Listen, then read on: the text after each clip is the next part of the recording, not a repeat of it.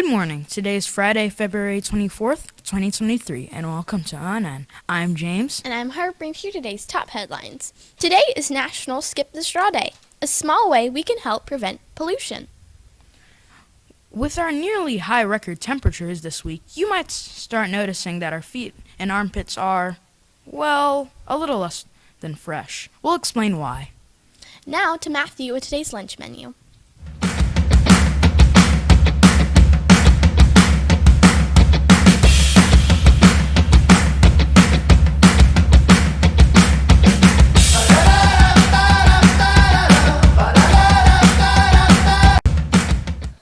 Hi, I'm Matthew with the lunch menu.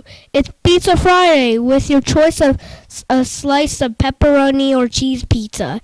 If you're not feeling pizza-ish, how about a turkey and cheese kit? Both come with steamed corn, and make sure to grab your fresh fruit, veggies, and milk.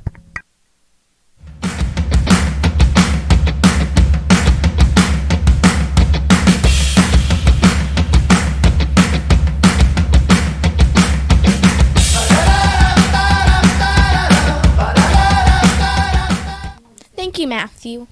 In 2017, a group of teenager activists called the Coral Keepers established the National Skip the Straw Day to recur every fourth Friday in February. They helped establish the day to help educate others about many biodegradable alternatives to plastic, throwaway straws. The first disposable straws were created in 1888, and they were made out of paper. But in the 1960s, people started seeing more and more things being made out of disposable plastic. The problem with plastic, even though it is very useful for many things, is that it never goes away. It stays in our environment forever, even when we throw it away. Plastic straws, which are already small, go into landfills, oceans, or other environments and break down into smaller and smaller pieces. But even if you can't see them, they're still there. They're really tiny, microscopic pieces. Straws are especially a problem because sea creatures and other animals think they look like grass, sticks, or other edible materials, and they end up eating them. When animals eat the straws, they can harm their insides or get stuck in body parts, or they can't get them out. According to the Sea Turtle Conservancy, more than half of the sea turtles in the world ingested plastic straws. One easy way for us to help our environment is to stop using plastic straws. So if you go out to dinner tonight, skip the straw, open the lid, and sip your drink from the cup. If you really love drinking with a straw, try a paper straw or a reusable straw. Do your feet reek after you take off your soccer cleats or basketball shoes? Do your dirty socks wrinkle noses? Do your slippers smell so bad the family dog won't even retrieve them anymore? Well, don't worry. It's a scientific fact that your stinky feet happen to everyone. But have you ever wondered why the human body can be so gross sometimes? Most of the odors that we make are due to microbes that grow on our skin, explains Gavin Thomas, a biologist at the University of York in Britain. It may be icky to think about microbes, or more specifically, bacteria growing all over your bodies, but scientists say these microscopic critters are pretty much always there, and they usually do us no harm. But they do eat something called amino acids. Now, just like you or me, or the squirrel in the tree outside your window, after all those itty-bitty bacteria eating something, they have to get rid of waste.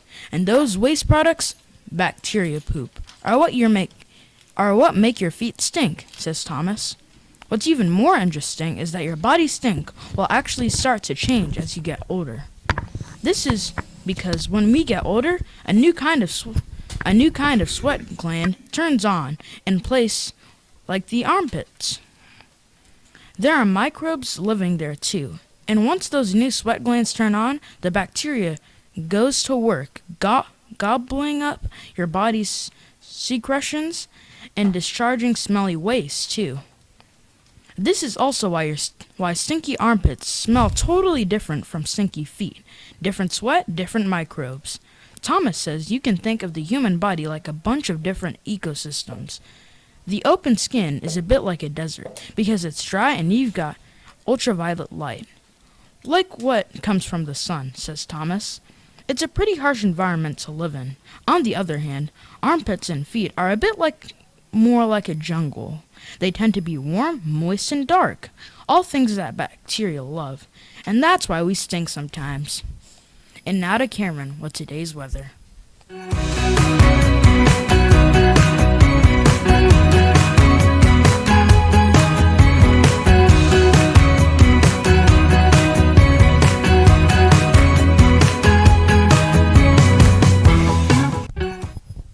Thank you, James. Today is February 24th, 2023. And today's weather will have increasing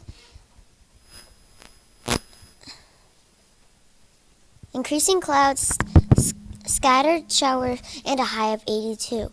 Sunday's weather will be cloudy with a high of 78. Chilly. Saturday's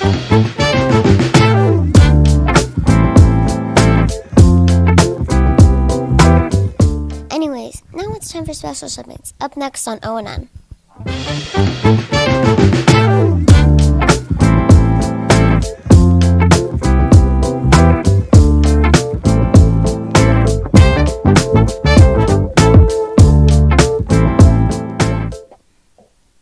Does my hair look okay? Yes.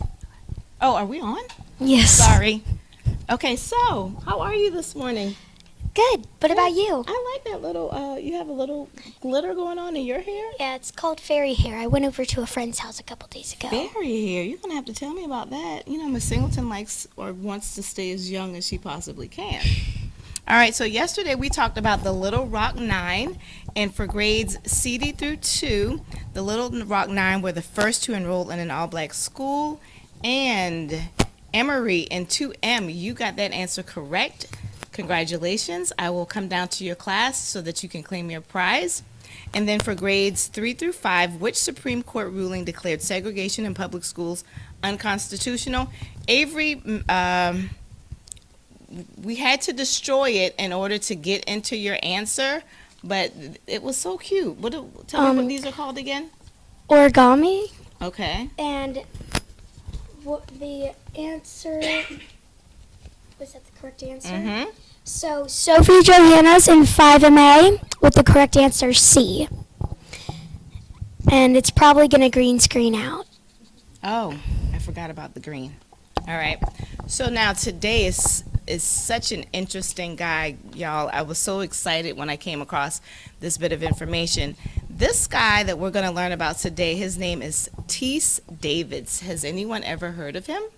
So now when we think about Harriet Tubman, we always think about her and the Underground Railroad, right? Well, check this bit of information out. Ripley was a town that hated slavery. Maybe Teese Davis, a Kentucky runaway slave, knew that as he swam for his life across the Ohio River. His white master wasn't far behind. With his eyes fixed on his property, the owner furiously rode across the river, which separated free states like Ohio from slave states like Kentucky. What happened next gave the Underground Railroad its name. Teese reached the shore first that night in 1831. Although the slave master knew the exact place where the slave had landed, Teese had vanished. The owner searched everywhere but couldn't find him. It was unbelievable to him that no one had seen his runaway. Enraged, the empty-handed slave owner returned to Kentucky, where he told others he must have gone on some kind of underground railroad. Maybe. The term Underground Railroad spread like wildfire. Slaves found hope and slave owners became worried. It wasn't until 16 years later that Harriet Tubman would lead 300 plus slaves to freedom using a different underground railroad en route to Canada. Isn't that interesting today, guys? That's a lot of people. I know. So for grades CD through 2, true or false, Teese Davids bought his freedom in Kentucky. Is that true or false? And now listen to that closely, CD through 2. I want to know if Teese Davids, or is it true or false that Teese Davids bought his way into freedom. All right, is that true or false? And then for grades 3 through 5, what river did T.S. David swim across to get his freedom? Was it A, the Ohio River? Was it B, the Columbus River? Or was it C, the Kentucky River? You had to have been listening to catch that one. It's going to be a little tricky today.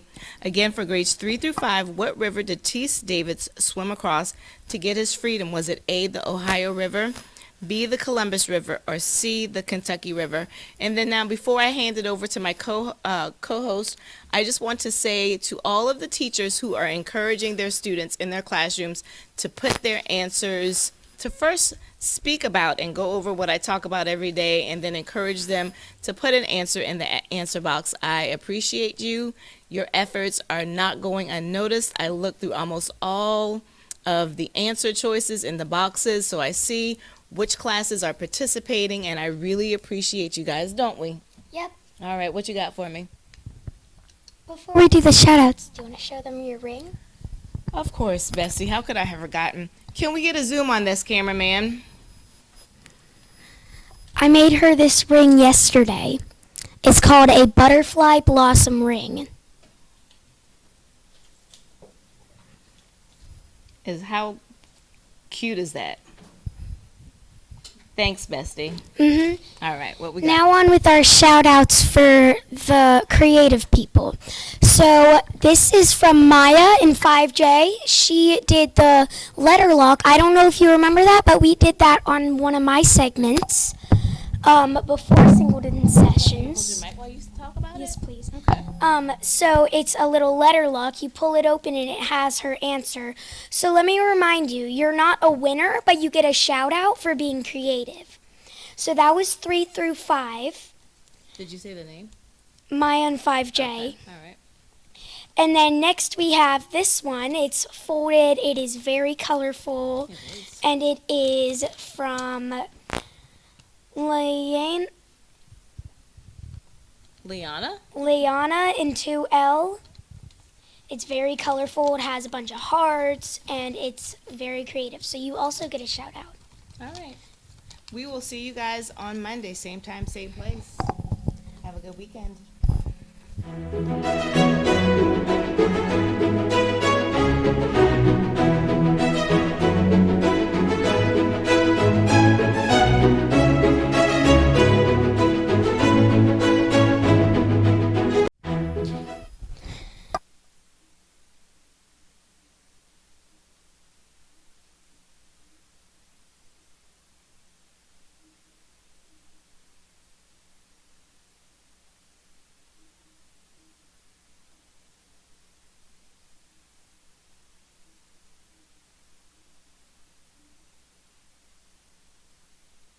Restart. Our poem today is by Jack Prelutsky, one of Miss L's favorite children's poets. Be Glad Your Nose is on Your Face by Jack Prelutsky. Be glad your nose is on your face, not pasted on some other place. For if it were where it's not, you might dislike your nose a lot. Imagine if your precious nose were sandwiched in between your toes. That clearly would not be a treat, for you'd be forced to smell your feet. Your nose would be a source of dread were it attached atop your head. It soon would drive you to despair, forever tickled by your hair. Within your ear, your nose would be an absolute catastrophe. For when you were obliged to sneeze, your brain would rattle from the breeze. Your nose instead, through thick and thin, remains between your eyes and chin, not pasted on some other place. Be glad your nose is on your face.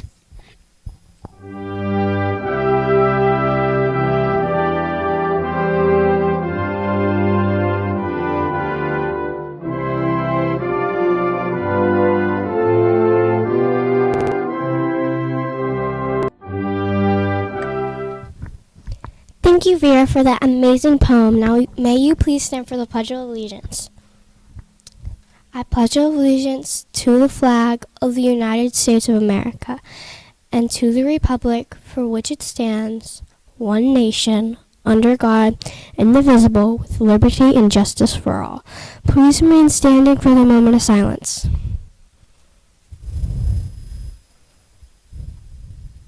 Thank you. You may be seated.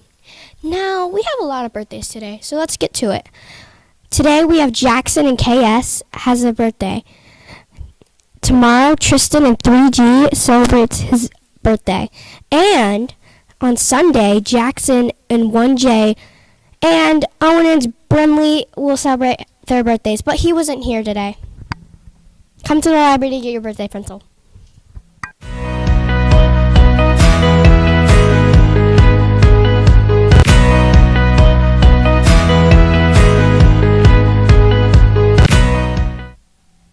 February Beanstack prizes are coming up next week. Have you been logging your minutes and completing challenges? And with that, I'm James for ONN. Have a wonderful day. I'm Harper for ONN. Have a wonderful day.